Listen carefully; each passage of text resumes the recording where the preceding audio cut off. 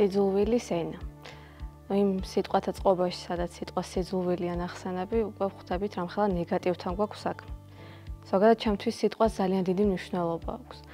ერთმა სიტყვამ შეიძლება როგორც ძალიან ბედნიერი გავხადოს, ისევე ძალიან უბედური, მარტივად რო ვთქვა, ძალიან სუთხასიათზე დაგვაყენოს.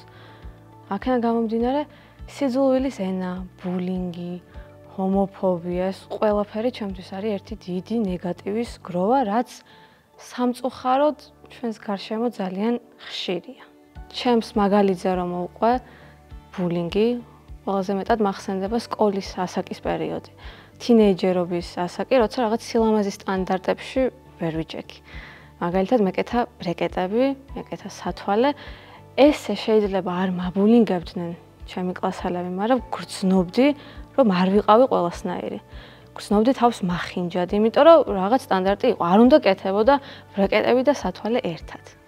გარშემოყოფების შეფასება მოახდინა ეგ გავლენა, ჯერ სათვალე გავიკეთე, ჯერ შემდეგ ბრეკეტები და აღნიშნეს, რომ რაღაცა სხვანაირი ვარ, მაგან გამოიწვია ჩემში ეგ, რომ რაღაც ზედმეტი ყურადღება იყო თითქოს მომართული ჩემს მიმართ და ამიტომ თავს გრძნობდი ძალიან მახინჯად.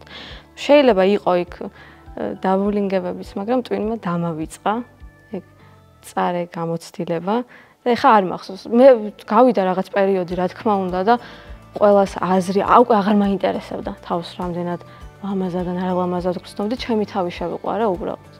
ჩემს მდგომარეობაში მყოფ ახალგაზრდებს ვურჩევდი, რომ გააკონტროლონ და გაფილტრონ, ვის მოусმინონ და ვის არ მოусმინონ.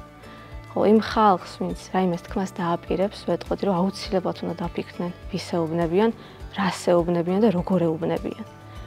ოდნავ უკეთესი გახდება ცხოვრება. როგორც თავიანთ თავისთვის, ისე სხვებისთვის გახდიან უკეთეს ყველაფერს.